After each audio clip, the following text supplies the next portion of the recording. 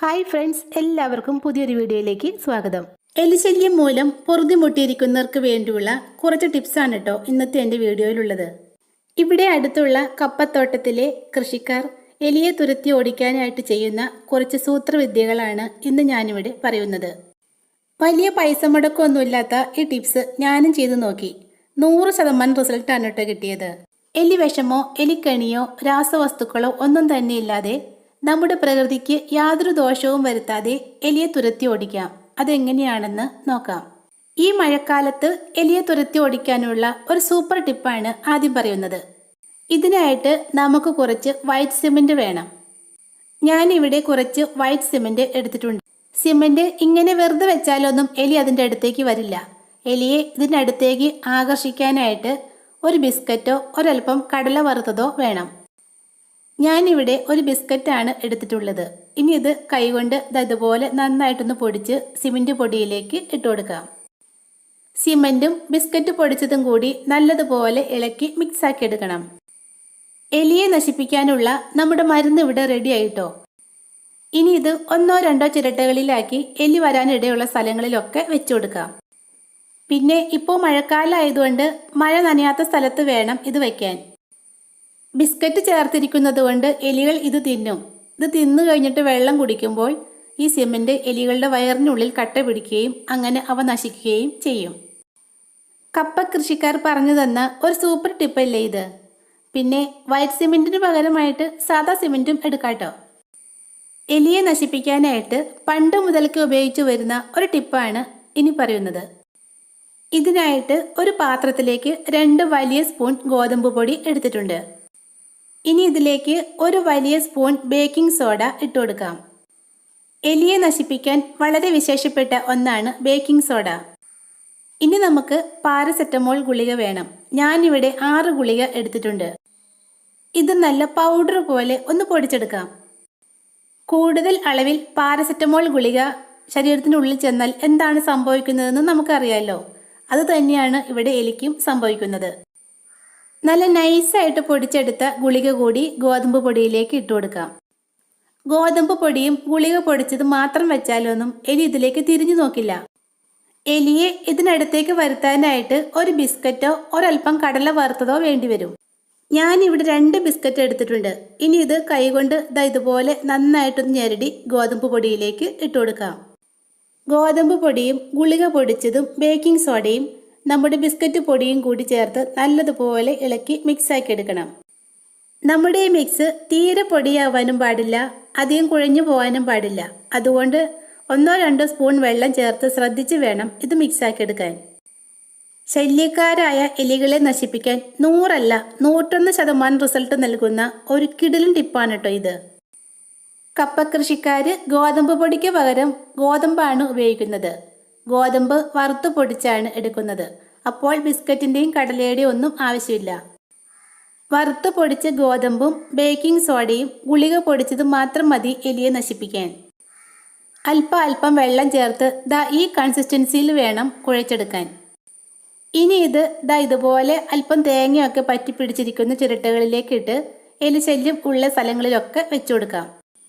നമ്മുടെ സ്റ്റോർ റൂമിലും കാർ പോർച്ചിലും അതുപോലെ തന്നെ അടുക്കളയുടെ പിറകിലുമൊക്കെയാണ് എലിശല്യം കൂടുതലായിട്ടുള്ളത്.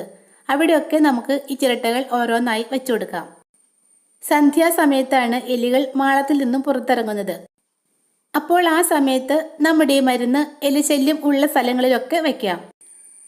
ഞാനൊരൊറ്റ പ്രാവശ്യം ചെയ്തപ്പോൾ തന്നെ 100% റിസൾട്ട് കിട്ടിയ ഒരു ടിപ്പാണ് കേട്ടോ ഇത്. എലിശല്യമുള്ളവർ ഈ ടിപ്പൊന്ന് ചെയ്ത് നോക്കൂട്ടോ. എലിവിഷം വാങ്ങിക്കുന്നതിൻ്റെ അത്ര പൈസയൊന്നും ഇതിന് ചിലവാകില്ല. കെമിക്കൽസ് ഒന്നും തന്നെ ചേർക്കാതെ നമ്മുടെ വീട്ടിലുള്ള സാധനങ്ങൾ വെച്ച് മാത്രം എലിയെ തുരത്തി ഓടിക്കാനുള്ള ഒരു ടിപ്പാണ് കേട്ടോ ഇനി പറയുന്നത്. 1 സ്പൂൺ കല്ലുപ്പും നമ്മുടെ വീട്ടിലുള്ള കുറച്ച് സാധനങ്ങൾ മാത്രം മതി എലിയെ അകറ്റി നിർത്താൻ. അതെങ്ങനെയാണെന്ന് നോക്കാം. ഞാനിവിടെ ഒരു സോസ് പാനിലേക്ക് കുറച്ച് വെള്ളം എടുത്തിട്ടുണ്ട്. എലി, കൊതുക്, ഈച്ച എന്നിവയെ തുരത്തി ഓടിക്കാൻ വളരെ വിശേഷപ്പെട്ട ഒന്നാണ് വെളുത്തുള്ളി. 5-6 വെളുത്തുള്ളി അല്ലികൾ കൂടി നമുക്കിതിലേക്ക് ആവശ്യമുണ്ട്. കൃത്യമായി പറഞ്ഞാൽ 1/2 ലിറ്റർ വെള്ളത്തിന് 6 അല്ലി വെളുത്തുള്ളി. അതാണ് ഞാനിവിടെ എടുത്തേക്കുന്നത്. വെളുത്തുള്ളി നന്നായിട്ടൊന്ന് ചതച്ചെടുക്കാം. ചതച്ചെടുത്ത വെളുത്തുള്ളി നമുക്ക് ആ സോസ് പാനിലെ വെള്ളത്തിലേക്ക് ഇട്ട് കൊടുക്കാം. 2 വലിയ സ്പൂൺ കല്ലുപ്പ് കൂടി നമുക്ക് ഈ വെള്ളത്തിലേക്ക് ഇടണം. ഉപ്പിട്ടതിന് ശേഷം ഇത് നന്നായിട്ടൊന്ന് ഇളക്കി ഉപ്പ് അലിയിച്ചെടുക്കാം. ഇനി ഇത് സ്റ്റവിലേക്ക് വെച്ച് നല്ലതുപോലെ തിളപ്പിച്ചെടുക്കാം. നമ്മൾ ചേർത്തിട്ടുള്ള വെളുത്തുള്ളിയുടെ സത്ത് വെള്ളത്തിലേക്ക് ഇറങ്ങുന്നത് വരെ ഒരു 4 മിനിറ്റെങ്കിലും നന്നായിട്ട് തിളപ്പിക്കണം. വെളുത്തുള്ളിയും ഉപ്പും ചേർത്ത് ഏകദേശം 4 മിനിറ്റോളം നന്നായിട്ട് വെട്ടി തിളപ്പിച്ചിട്ടുണ്ട്. ഇനി നമുക്ക് സ്റ്റൗ ഓഫ് ചെയ്യാം. ഇനി ഇത് തണുത്തതിന് ശേഷം ഒരു കുപ്പിയിലേക്ക് ഒഴിച്ചു കൊടുക്കാം. ഇനിയിപ്പോൾ ഗ്യാസ് ചിലവാക്കി തിളപ്പിക്കുകയൊന്നും വേണ്ട, അല്ലാതെ നമുക്ക് ഈ മരുന്നുണ്ടാക്കിയെടുക്കാം. തിളപ്പിക്കാതെ മരുന്നുണ്ടാക്കാനായിട്ട് വെളുത്തുള്ളി ചതച്ച് 1/2 ലിറ്റർ വെള്ളത്തിലിട്ട് നന്നായിട്ടൊന്ന് അടച്ചു വെച്ചാൽ മതി. 2-3 ദിവസത്തിന് ശേഷം അതിലേക്ക് ഉപ്പും ചേർത്ത് കലക്കി സ്പ്രേ ചെയ്താലും മതി. ഇതിപ്പോൾ നമുക്ക് പെട്ടെന്ന് വേണം, അതിനു വേണ്ടിയാണ് ഇങ്ങനെ തിളപ്പിച്ചെടുത്തത്.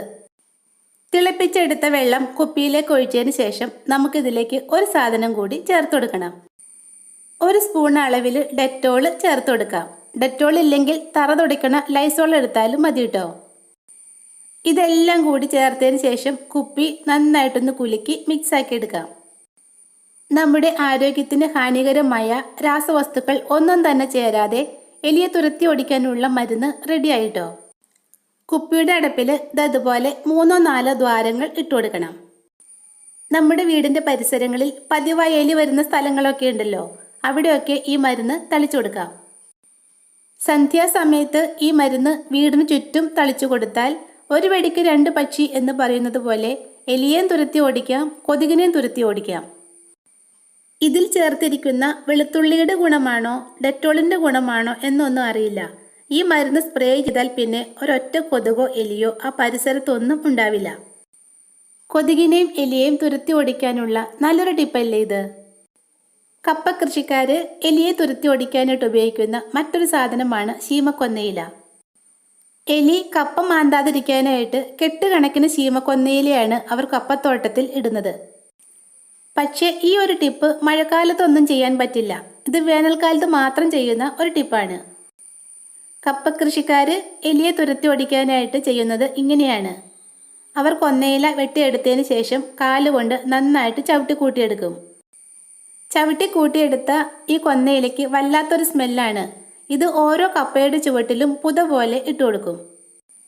ഈ ഇലകളുടെ മണം തീരുന്നത് വരെ ഒരൊറ്റ എലി പോലും അതിനടുത്തേക്ക് വരില്ല എന്നാണ് അവർ പറയുന്നത്. ഞാനും ഇതുപോലെ ഒന്ന് ചെയ്തു നോക്കി, നല്ല റിസൾട്ടാണ് കേട്ടോ കിട്ടിയത്. ഞാനിവിടെ കുറച്ച് കൊന്നയില ഇതുപോലെ അടർത്തി എടുത്തിട്ടുണ്ട്. ഇനി ഇത് ഒരു കവറിലേക്ക് ഇട്ട് കൊടുക്കാം. ഒരു ഇടികല്ല് കൊണ്ട് കവറിൻ്റെ മുകളിലേക്ക് ഇതുപോലെ ചതച്ചു കൊടുക്കാം. പിന്നെ കവർ പൊട്ടാതെ ശ്രദ്ധിക്കണം. കൊന്നയിലയുടെ നീര് ഇടികല്ലിലായാൽ വല്ലാത്ത സ്മെല്ലാണ് അതിന്. ശീമക്കൊന്നയില നന്നായിട്ട് ചതച്ചെടുത്തിട്ടുണ്ട്. നമുക്കൊന്നും സഹിക്കാൻ പറ്റാത്ത സ്മെല്ലാണ് ഇതിനുള്ളത്. ഇത് നമ്മുടെ കാർ പോർച്ചിലും വീടിനരികിലും മതിലിനരികിലും അതുപോലെ എലി വരാൻ സാധ്യതയുള്ള സ്ഥലങ്ങളിലൊക്കെ വെച്ചു കൊടുക്കാം. ഇതിൻ്റെ സ്മെല്ല് തീർന്നതുവരെ എലി ആ പരിസരത്തേക്ക് പോലും അടുക്കില്ല. എലി ശല്യം ഉണ്ടെങ്കിൽ ഈ ടിപ്സൊക്കെ ഒന്ന് ചെയ്ത് നോക്കൂട്ടോ.